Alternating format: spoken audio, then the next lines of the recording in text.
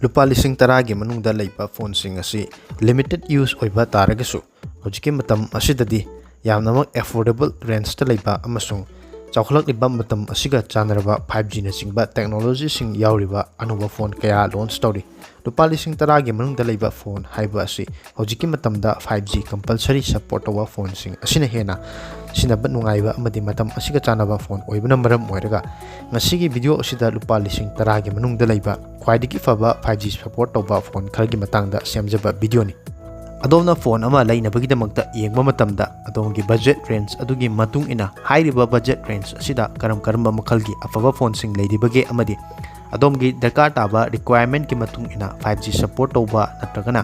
battery matam kuina sang khangba natragana camera mayek sengba amadi game sanabana chingba yagadaba phone asi karambano haina mangjona na phone si leidringai gi mangoina na yengthokpa habisi yamnamak tangai fadaba amani ngasigi video asi lupa lising taragi manungda leiba khwaidagi faba phone kharadang khangatjarga adomgi tangai fadaba game sanaba camera natragana battery na chingba khanggadaba sing khangatjarga samjaba video ni video asibu miyeng tabiriba singna loiba phawbutang miyeng tabiyo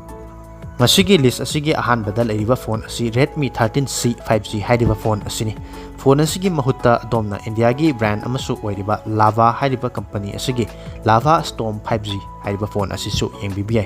Redmi 13C 5G hairiba phone asida MediaTek Dimensity 6100 6nm base oiba processor asiga loinana Android 13 amasung UFS 2.2 gi storage na chingba yauri phone asi haukiba December gi tang 3 ta launch tawkiba phone amani phone asigi display da IPS LCD oiba 90Hz ki display ama piri amasung display asigi size na 6.74 inch oiba amadi display asibu Corning Gorilla Glass na protection piri camera da 50 megapixel amadi 0.8 megapixel ki secondary camera ga loinana selfie camera gi damakta 5 megapixel ki selfie camera amasu piri hairiba camera sing asigi matengna 1080 30 fps pawbada video namba yai phone asida 3.5mm jack Bluetooth version 5.3 amadi FM radio na chingba yauri side mounted fingerprint sensor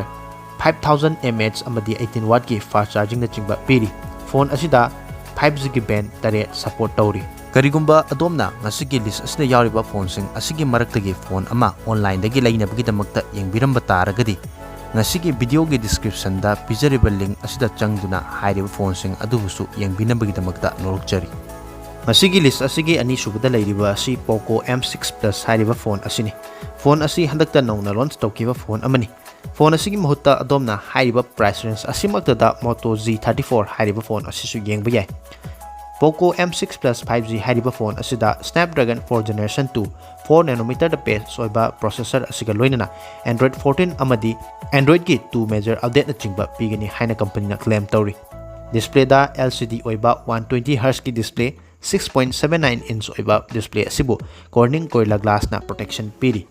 camera da 108 megapixel gi 28mm gi wide angle oiba amadi 2 megapixel gi camera amaga piri selfie ki damakta 13 megapixel ki selfie camera ama piri hairiba camera sing asina 1080 30 fps pawbada video namba yari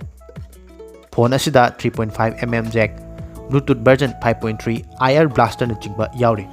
side mounted fingerprint sensor 5030 mAh amadi 33 watt ki fast charging na chingba support tauri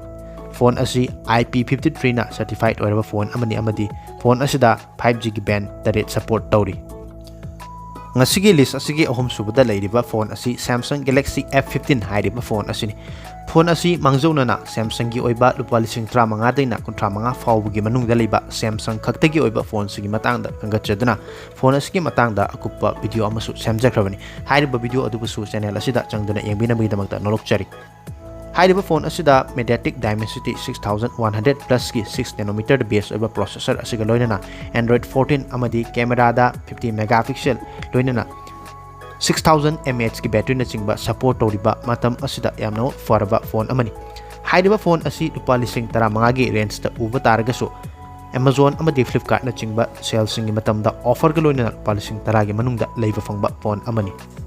phone asida natana list asida panjariba phone sing asi adomna ojiki matamda online da check tawba matamda lupa lising 10 dagi hena uba taragasu Amazon gi The Great Indian Festival Sale amadi Flipkart gi The Big Billion Days Sale gi matamda soidanamaki lupa lising 8 dagina 10 fawgi manungda soidanamaki leiba fanglakadaba phone sing ngaktani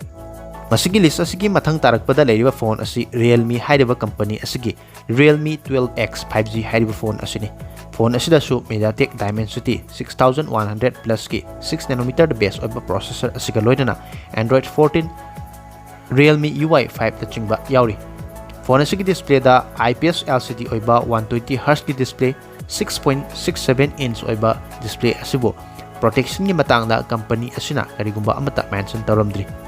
Phone asi haukiba April gi tang 13 ing so lising aniga subna kun marida chaliba chahi asimakta release tawkiba phone amani. Phone asida 50 megapixel gi wide angle amasung 2 megapixel gi camera piri loinana selfie gi damakta 8 megapixel gi selfie camera amasu piri. Hairiba camera sing asigi matengna 1080 30 fps pawda video number yai. 3.5mm jack, Bluetooth version 5.3, NFC amadi side mounted fingerprint sensor na jingba yauriba phone amani. Phone asida 5000 mAh ki battery amadi 45 watt ki fast charging piri. Loina phone asi 13 5G ki benching support tori amasung IP54 na rated oiraba phone amani. Ngasigi list asigi aroibada leiba phone asina Vivo T3 Lite hairiba phone asini. Phone asida su MediaTek Dimensity 6300 6nm the base oiba processor asiga loinana Android 14 amadi Fun Touch OS 14 na chingba yauri. Phone asigi display da IPS LCD 90Hz ki display amadi 6.5 inch oiba display asigi damakta su protection gi matang da company asina mention tawramde. Phone asi chaliba chahi asigi July thada launch tawkiba phone amani. Phone asida IP64 gi rating amadi virtual RAM na chingba support tawri. 50 megapixel gi camera amasung 2 megapixel gi secondary camera ga loinana selfie gi damakta 8 megapixel gi selfie camera amasu yauri. Hairiba camera sing asigi matengna 1080 30 fps pawda video number yari. 3.5mm FM radio side mounted fingerprint na chingba yauriba phone amani. Phone asida su 5000 mAh ki battery amadi 15 watt ki charging loinana 5G band direct support tawri. Mathakta panjakriba Lava Storm 5G natragana Redmi 13C, Poco M6 Plus natragana Moto Z34, Samsung Galaxy F15, Realme 12X 5G natragana Vivo T3 Lite hairiba phone sing asi hawjiki matamda lupa lising taragi range asida leiba yaba 5G support tawrba matam asiga chanaraba afaba phone sing ngagtani. Phone sing asi adomna lupa lising taragi range ta leiba afaba phone ama leinabagi damakta camera game natragana day to day life ki damakta phone ama yengbiramba taragadi hairiba phone sing asigi manungdagi phone ama hektamak leiba matamda lupa lising taragi range ta adumak leiba yaba afaba phone sing manungda ngaktani. Karigumba adomna lupa lising taragi range ta natana atopa range sing dasu phone ama leinabagi damakta yengbiramba taragadi matam kharadang leiraga Amazon amasung lakadoriba Flipkart ki sale sing da adom hairiba phone sing asi leiba taragadi offer ga loinana phone sing asi ahongma mamalda amadi afaba features sing yauriba phone kaya amasu adongi budget range da soidinamaki leiba fangani. Masini ngasigi lupa lising taragi manungda leiba afaba phone khara kagdang kangitjarga semjaba video asibu miyang tabiriba singna video asibu like tawsinbiramu. Channel asibu subscribe tawdriba singnasu channel asibu subscribe tawsinbiramu. Tungdasu asigumlaba amadi nungairaba video kaya yengbinabgidamakta. Karigumba adomna channel asida pibiningba suggestion leiba taragasu ngasigi video gi comment section da sungsoi soidana ibiramu.